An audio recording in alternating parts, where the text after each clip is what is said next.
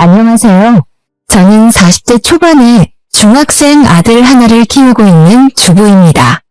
항상 남들의 사연을 들으며 안타까워만 했지 이렇게 제 이야기를 보낼 거라고는 생각 못했는데 떨리고 묘한 감정도 드네요. 사실 저도 40이 지나면서 주위 친구들이 하나둘 이혼하고 혼자 사는 경우가 늘어나기는 해서 이혼에 큰 거부감은 없었어요.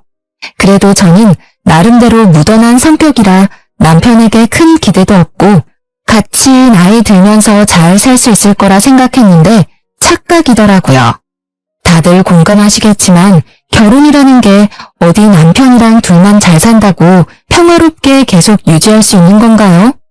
아들도 중학생이라 손이 덜 가겠다. 이제 좀 편하게 지내보나 싶었는데 웬걸. 갑자기 시모가 시부랑 싸우고 저희 남편에게 의지를 하기 시작하면서 제 결혼 생활을 넘어 인생이 아주 실타래 꼬이듯 꼬여버렸습니다. 어릴 때부터 말괄량이 소리를 들을 만큼 털털하고 대찬 성격인 저와 달리 시모는 아주 여성스럽고 작은 말에도 상처받는 여린 성격으로 시모 3명을 낳고 얻은 귀한 막내 아들에 대한 사랑도 지극해 신혼 초부터 저와 알게 모르게 부딪히는 일이 많았어요. 그래도 제가 워낙 무딘 성격이라 알고도 모른 척하면서 큰 트러블 없이 10년을 지내왔는데요. 공무원 생활하던 시부가 정년퇴직을 하고 집에 눌러앉으면서 시모와 사사건건 부딪혔고 그 여파가 저희 집에도 몰려오게 됐습니다. 그렇게 이혼까지 하게 됐는데 창피해서 어디 말도 잘 못하겠고 답답하던 찰나에 이렇게 사연 듣던 곳이 생각나 이야기를 올려봅니다. 부디 많은 분들이 제 답답한 하소연에 귀 기울여 주셨으면 좋겠어요. 그럼 지금부터 제가 왜 이혼을 선택했는지 말해볼게요. 저는 크게 애교도 없고 뭐든지 좋게 생각하는 편이에요. 좋게 말하면 시원시원하지만 나쁘게 말하면 이용당하기도 쉬운 성격이겠죠. 그래도 인복이 좋았는지 항상 저에게 도움되는 친구, 사람들만 만났는데 가장 중요하다고 할 수 있는 남편과 시모 복이 이렇게 없을 줄 몰랐습니다. 어쨌든 저와 달리 남편은 무뚝뚝한 편이기는 해도 꼼꼼하고 현실적인 성격이라 서로 살면서 보완이 되겠다 싶더라고요. 그래서 결혼했는데 이 무뚝뚝한 남편이 이상하게 시모한테만큼은 아주 다정한 딸 역할을 하는 겁니다. 맛있는 거 먹으면 무조건 우리 엄마도 데리고 와야겠다. 좋은 데 놀러가면 엄마한테 미안하네 어쩌네. 항상 그놈의 엄마 하는데 아주 진절머리가 났어요. 시모라고 다를 건 없어서 단적인 예로 바리바리 반찬을 싸다 주시는데 저랑 손자 좋아하는 건 안중에도 없고 항상 남편만 좋아하고 잘 먹는 반찬 위주로 싸다 주니까 처음에는 감사하다가도 나중에는 왜 그 사람 거만 챙겨주시냐고 퉁명스레 말하게 되더라고요. 그래도 저는 좋게 그래 우리 아들이 나중에 커서 할머니랑 아빠가 서로 사이좋게 지내는 거 보고 배우면 그게 남는 거고 교육이잖아. 양아치 콩가루 같은 가족을 보고 크는 것보다는 낫지 않을까? 하는 어리석은 생각을 하면서 스스로 합리화를 했었습니다. 그런데 너무 이상했던 건 아들이랑은 이렇게 잘 지내면서 딸들이랑은 대면대면 했다는 거예요.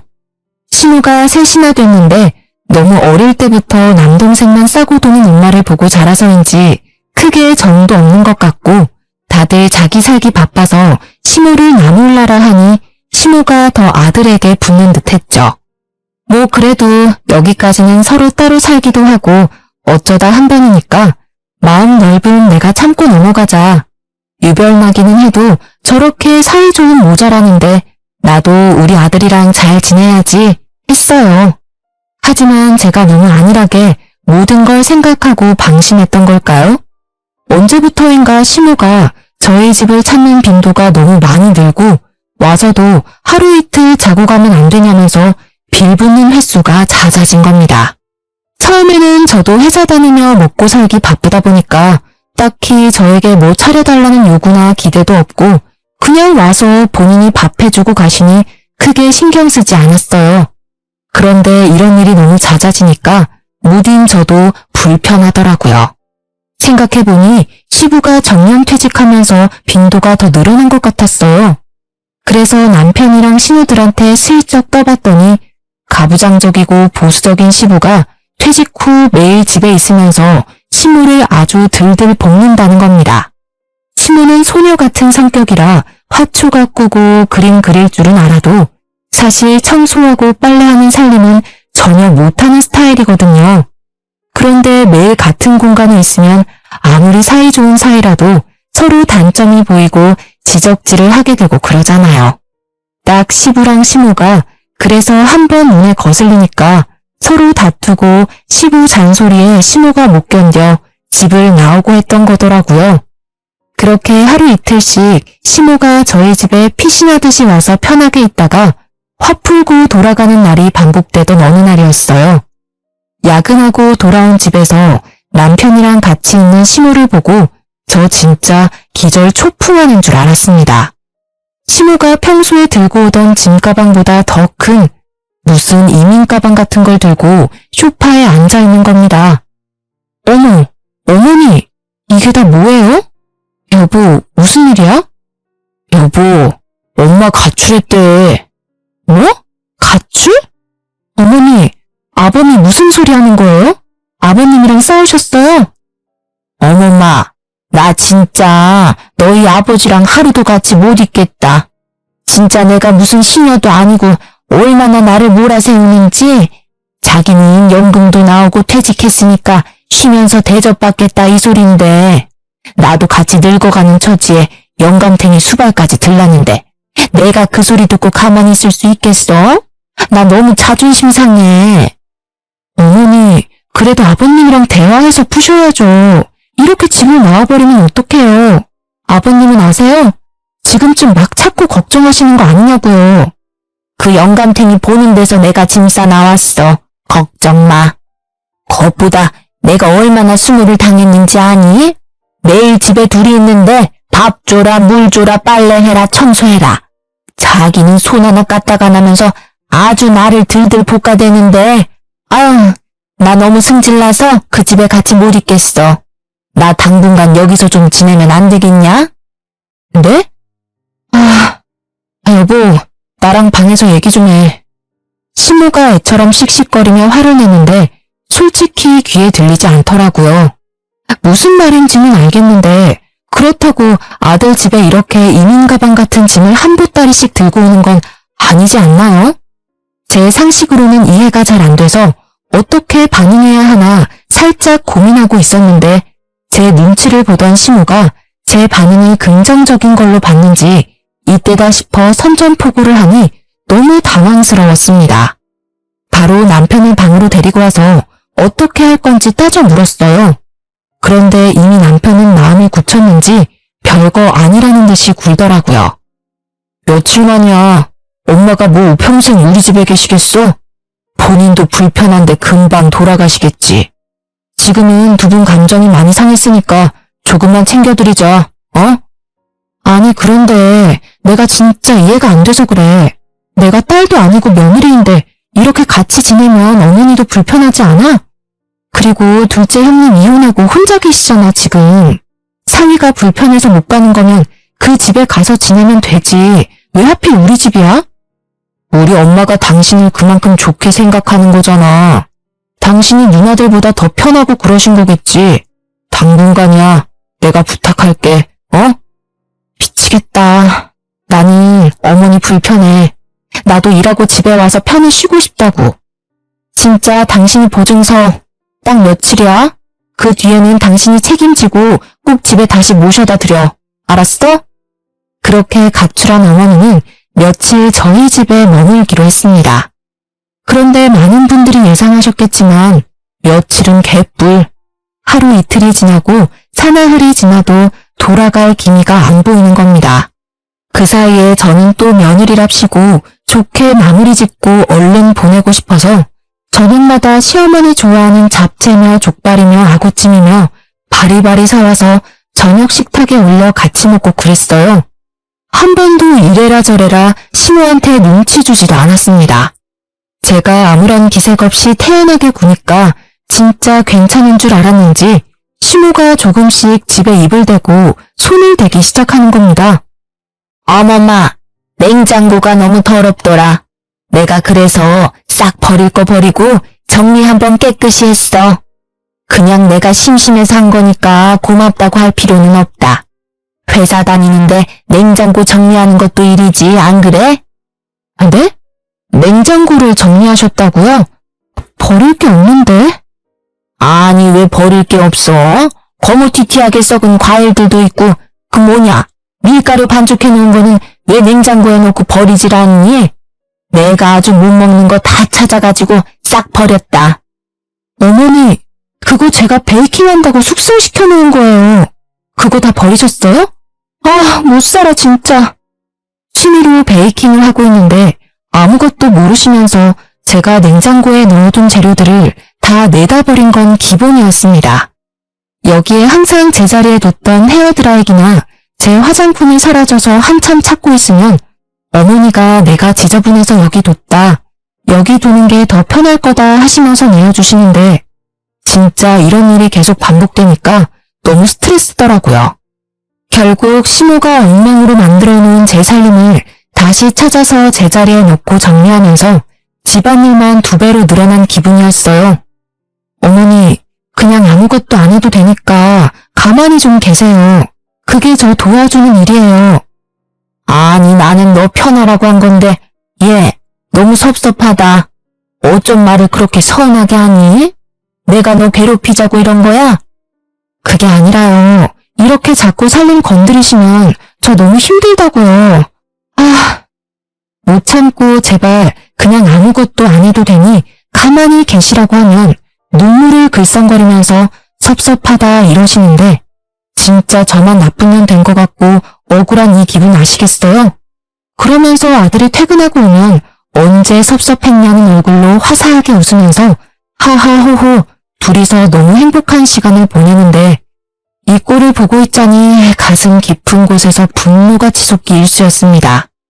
그래서 남편에게 SOS를 쳤어요. 이때가 시모가 가출해온 지 일주일 정도 됐을 때일 겁니다. 퇴근 후에 남편이랑 집에 가기 전 카페에서 오랜만에 진지한 대화를 나눴는데요. 나는 더 이상 시모랑 한 공간에서 같이 못 지내겠으니까 시댁에 다시 모셔다 드리든지 친구들 집에 모셔다 드리라고요. 그랬더니 남편이 한숨을 푹 쉬면서 난감한 표정을 짓다가 도저히 안 되겠던지 자기 누나들한테 전화를 해서 사정을 이야기하는 거예요. 저는 앞에서 커피 쪽쪽 마시면서 편하게 보고 있었습니다. 그래도 남편이 아직 사리분별은 하는구나. 가정은 지키고 싶어 하네. 이런 생각을 하면서요. 그런데 전화를 끊은 남편이 이상한 소리를 하더라고요. 당신이 하라는 대로 다 말했어. 누나들이 여기로 온대. 어디? 우리 집으로? 잘됐다. 누가 어머니 모셔간대? 사실 누구든 다 상관없는데 내 생각에는 둘째 형님이 혼자 있으시니까 마음도 좀 더 편하실 테고 괜찮을 것 같은데. 무튼 너무 잘됐네. 아니, 여기 카페로 온대. 모여서 다 같이 올 건가 봐. 조금 기다리라네. 카페로? 그냥 집으로 가서 바로 모셔가도 되는데 왜 굳이 여길 와? 잠시 후 조용한 카페로 신우 셋이 들이닥쳤습니다. 평소에 별로 남매 간에 정이 없어서 명절이나 생신 때 아니면 안 만나는 사이인데 이렇게 셋이 같이 오는 걸 보니 의아했어요. 그냥 모셔갈 사람 한 명만 집으로 와도 되는데 이상하다 싶었죠. 그렇게 자리에 앉은 세 사람이 하는 말은 진짜 황당했어요.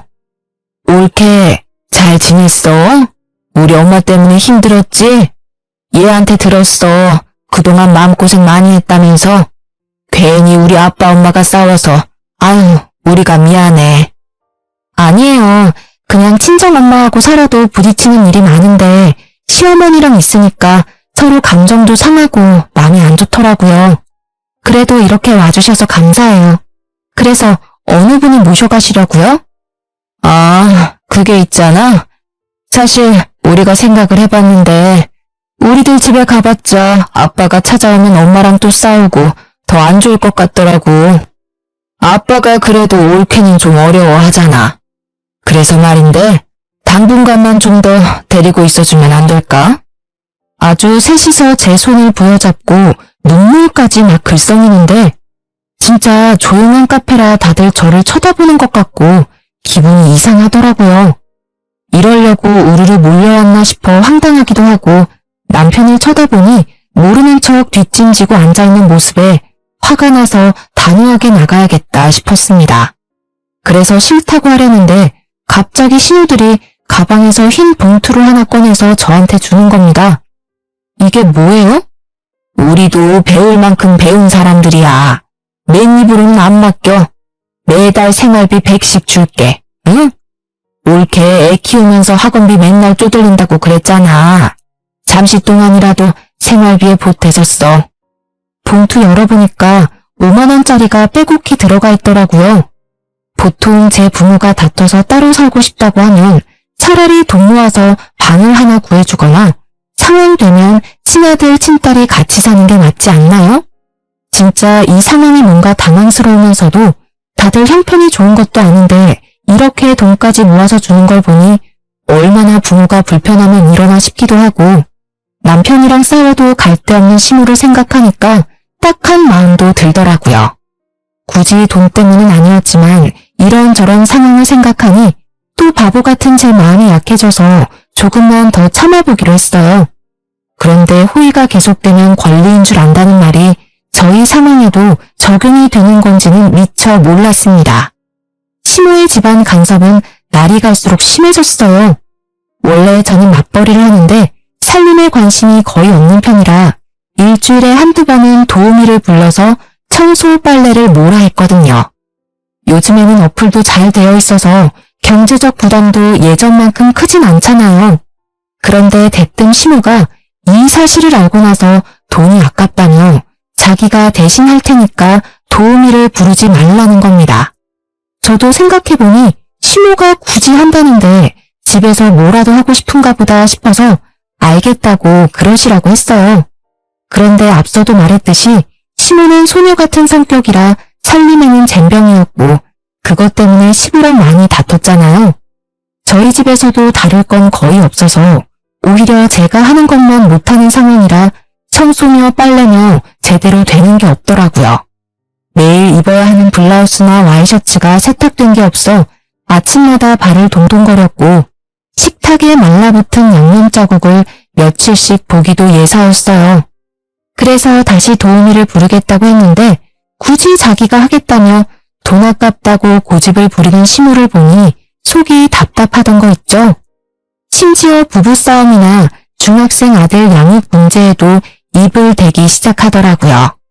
부부가 살다 보면 사소한 문제로 싸우기도 하지 않습니까?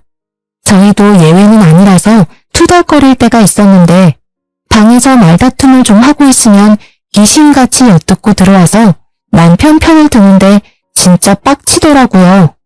눈치껏 빠지고 못 들은 척도 좀 해줘야 하는데 전혀 그런 게 없었어요. 그저 우리 아들. 남편도 만년 제 편히 집에 있으니 저한테 더 기고만장하게 굴고 재수가 없더라고요. 중학생이 된 아들 교육 문제에도 어찌나 입을 대던지 제가 알아서 학원에 잘 보내고 있는데 이상한 정보들을 주워와서 과외를 시켜라, 수수정의 학원에 보내라, 우리 형편에 맞지 않은 훈수를 두니까 중간에서 진짜 미쳐버릴 지경이었습니다. 도중에 몇 번 남편에게 이제 한계라고 말을 했는데 처음에는 미안하다, 좀만 참자, 저 자세로 나오더니 나중에는 익숙해졌는지 어쩌라고 하며 화까지 내더라고요. 진짜 어이가 없어서 기싸대기를 한 대 때리고 싶었어요. 그래서 아예 많은 사람들이 모인 날에 터트려야겠다 싶었는데요.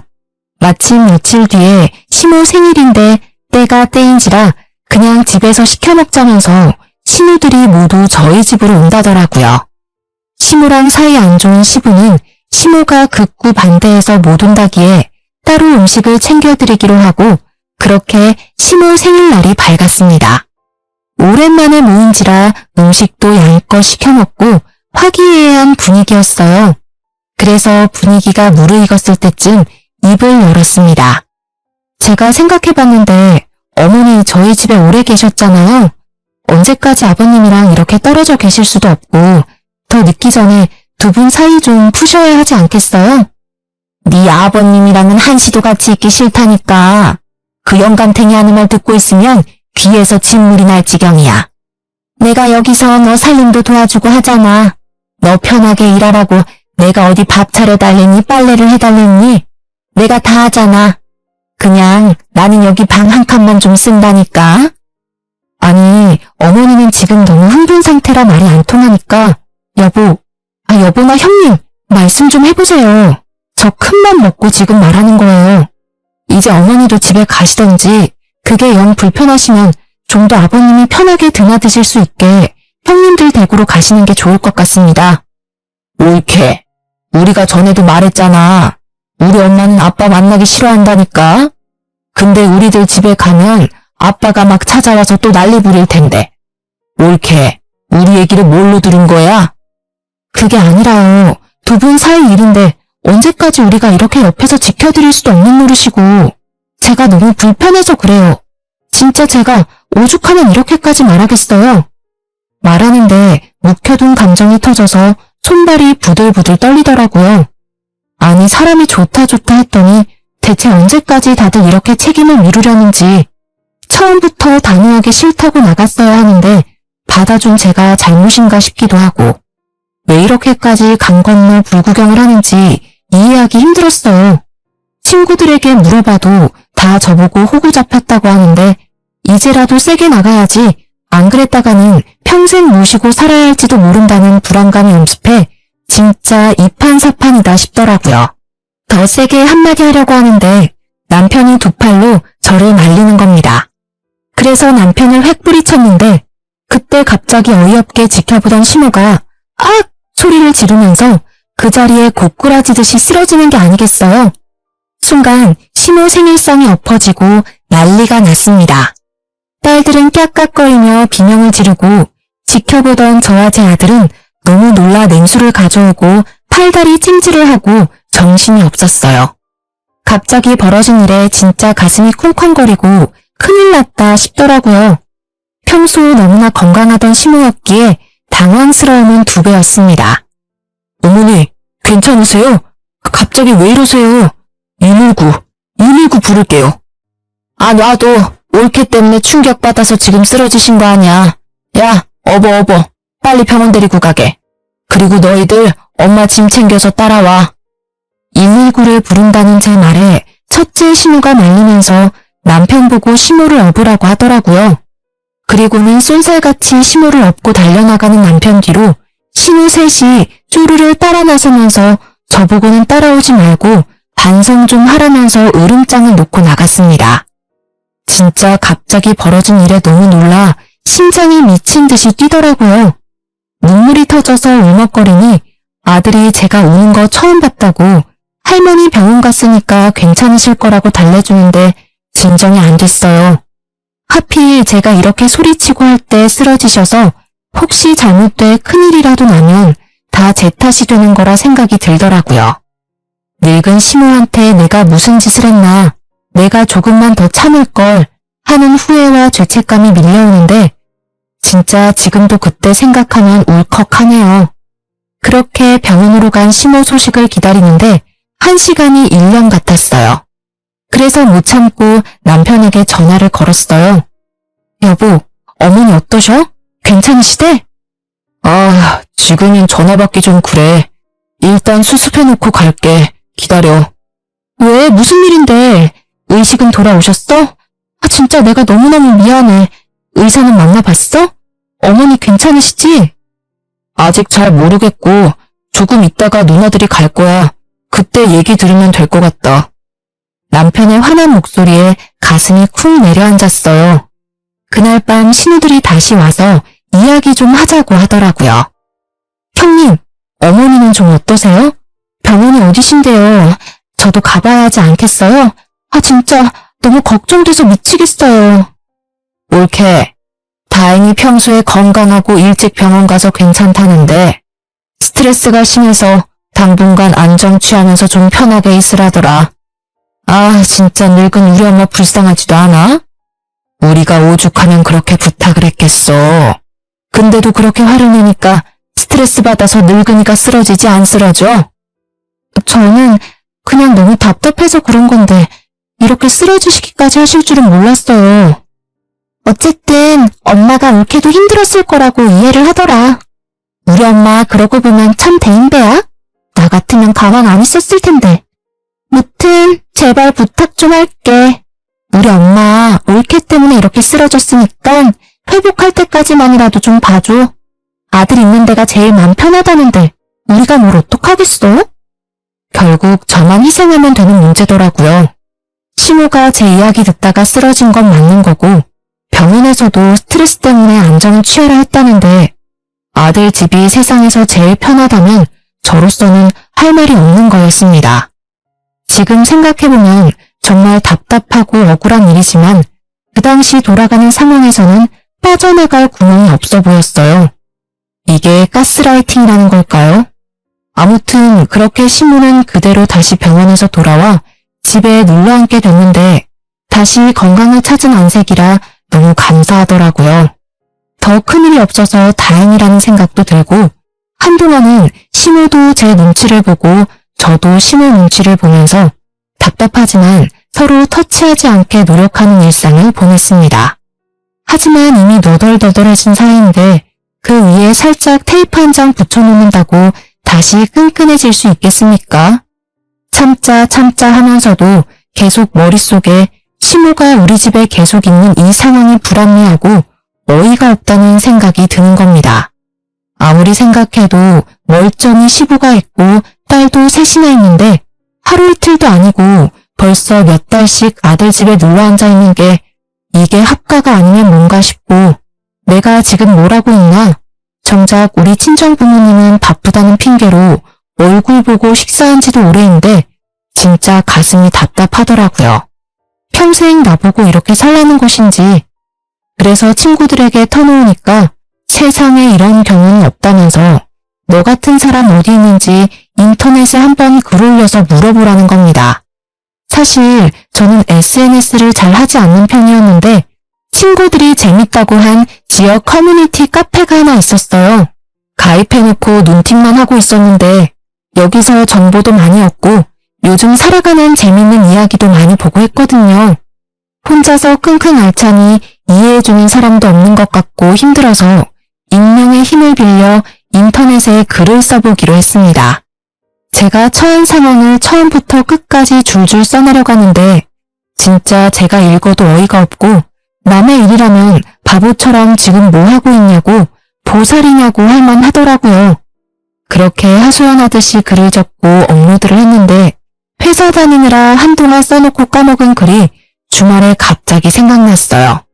그래서 댓글이 몇 개나 달렸으려나 조회수는 있으려나 하고 들어가 봤는데 웬걸 수백 회가 넘는 조회수에 댓글도 수십 개가 달린 겁니다.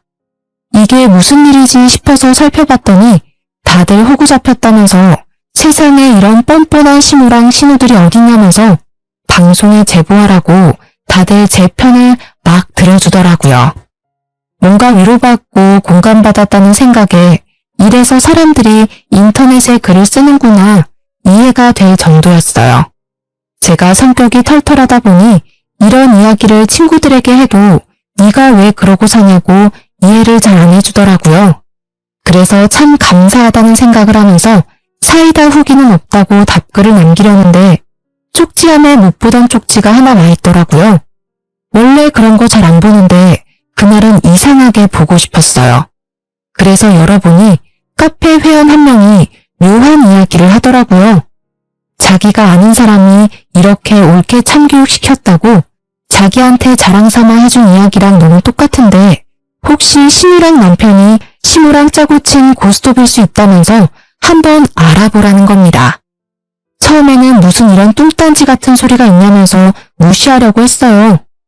그런데 몇 날 며칠을 생각해도 찝찝하더라고요. 생각해보면 멀쩡히 건강하던 시모가 갑자기 쓰러졌는데 그 뒤로 병원 한번 가보자고 하면 극구 사양하는 거나 남편이랑 신우들 모두 그 이야기를 꺼내지 않는 거나 시모가 오히려 더 더 건강히 활동하는 것 등등 다 이상했어요. 그러면서도 마음 한켠으로는 내가 지금 쪽지 하나 보고 무슨 상상까지 하는 거냐면서 죄책감도 들더라고요.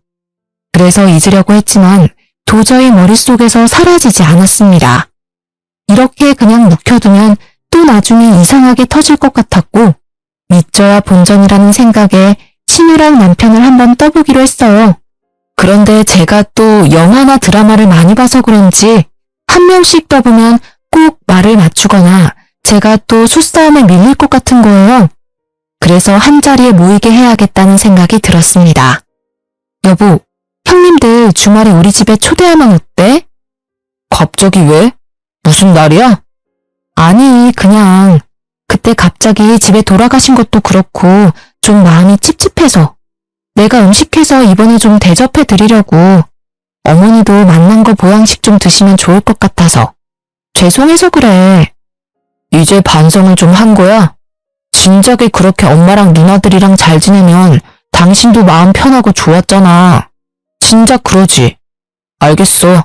내가 다 불러 모을게. 여보세요? 큰 누나. 누나들 다 이번 주말에 시간 되지?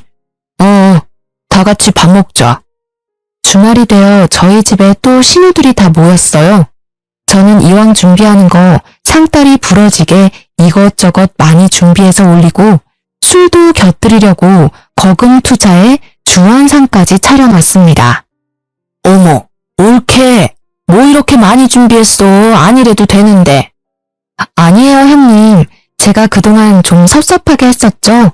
이제라도 이렇게 맛있는 거 많이 먹고 형제 자매끼리 친하게 지내고 해요.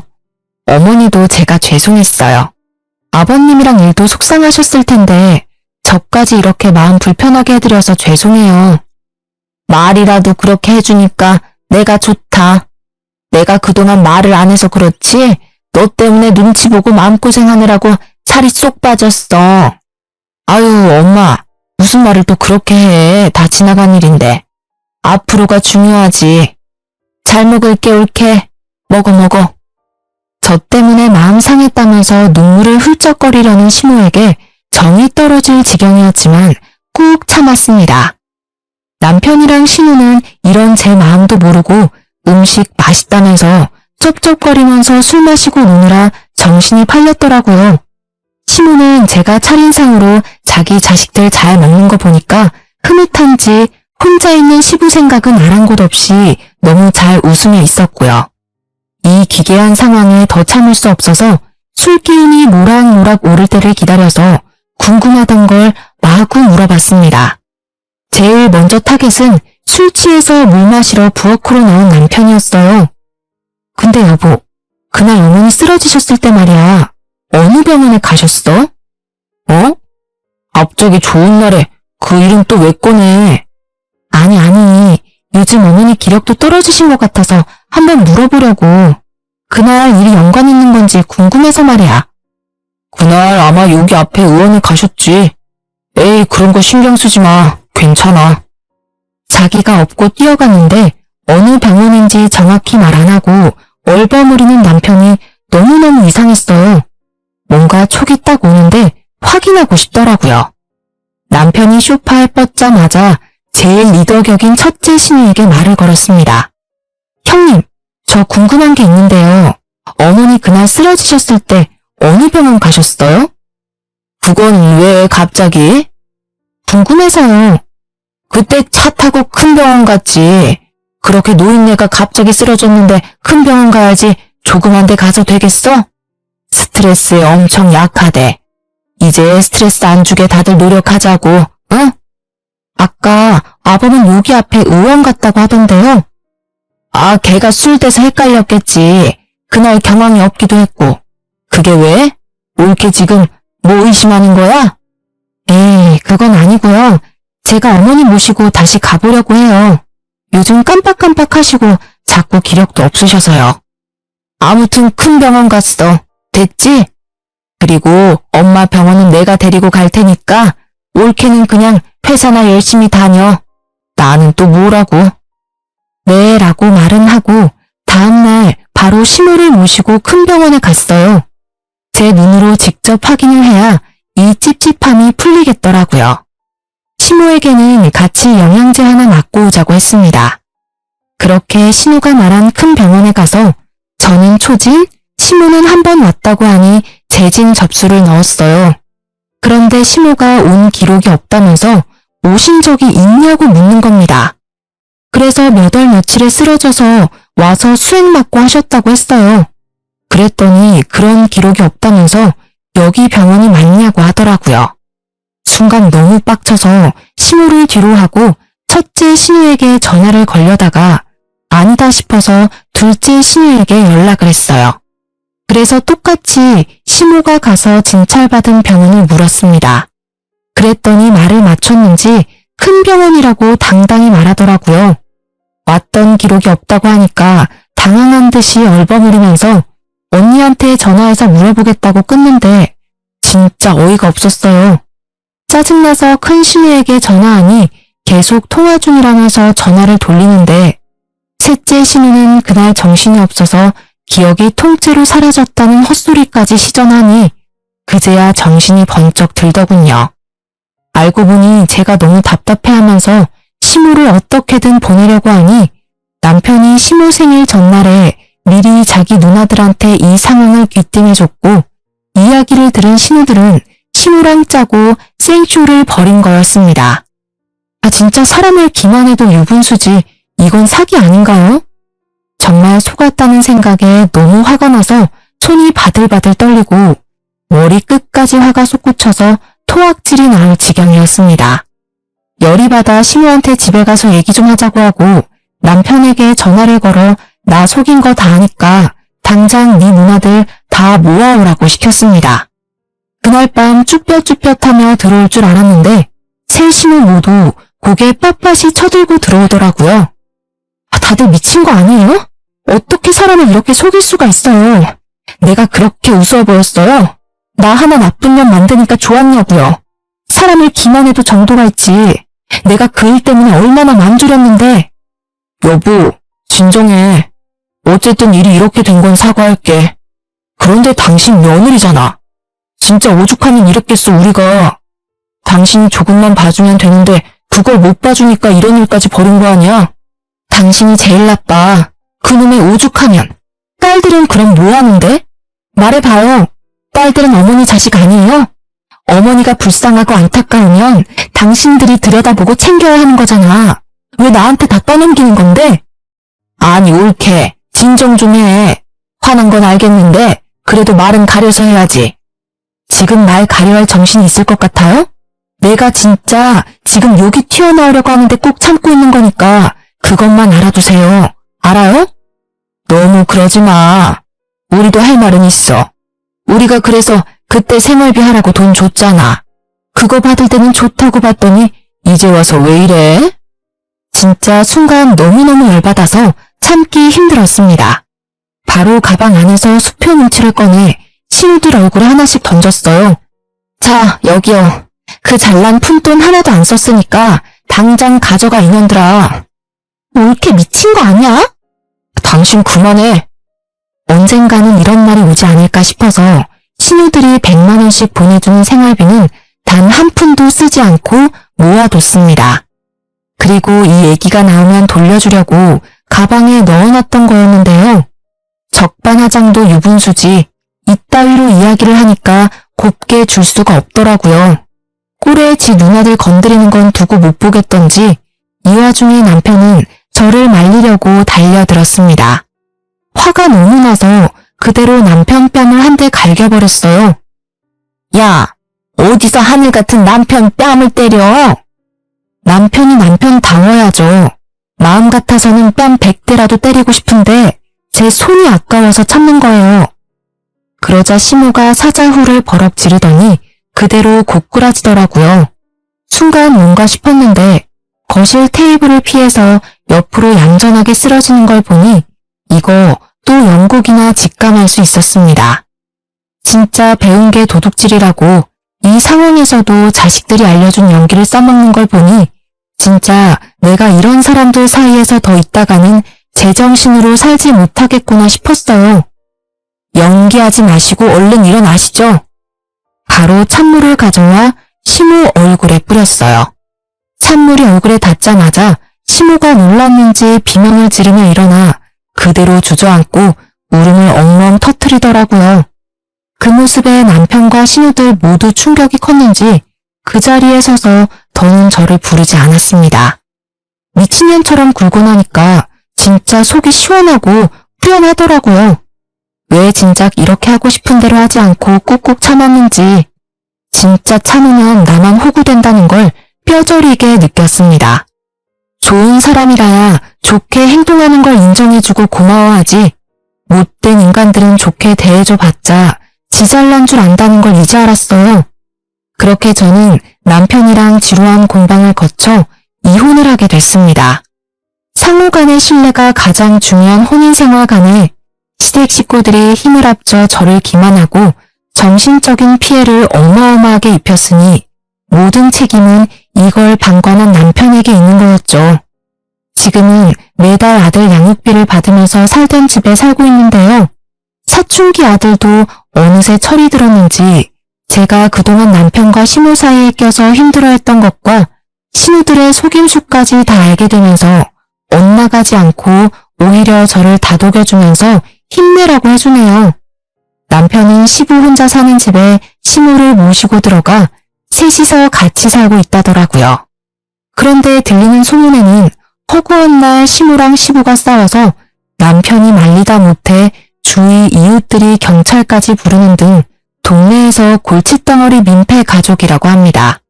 그래서 남편이 회사에서도 일하는데 지장이 있고 이웃들 보기에도 쪽팔려서 먼 동네로 이사를 하고 이직을 생각하고 있다더라고요. 여전히 신우들은 강 건너 불구경하고 있고요.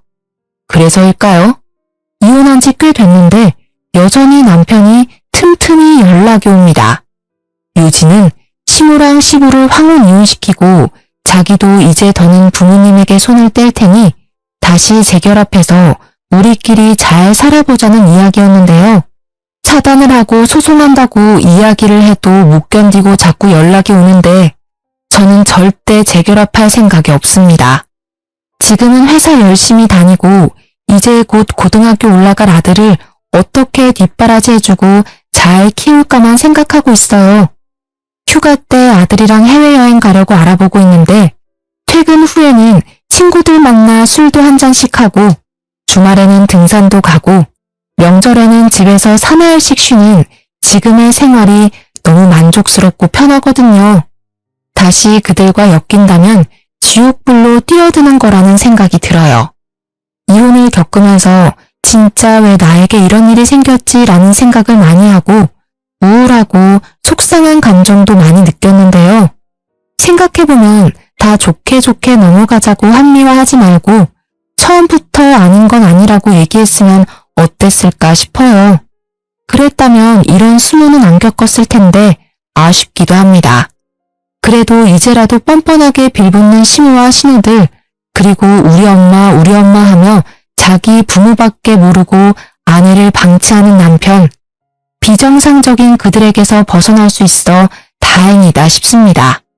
저처럼 가스라이팅 당하는 분들 있으시다면 좋게 좋게 넘기지 마시고 부디 빠르게 이혼하여 탈출하시기 바랍니다.